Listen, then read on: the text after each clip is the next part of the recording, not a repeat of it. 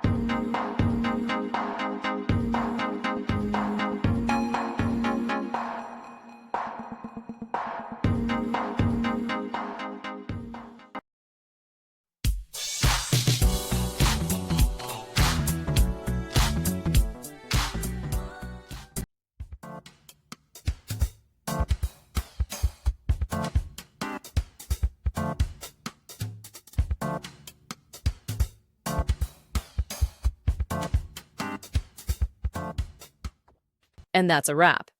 I hope you found the answer you were looking for. If you did, take a second to hit that subscribe button, it really helps out.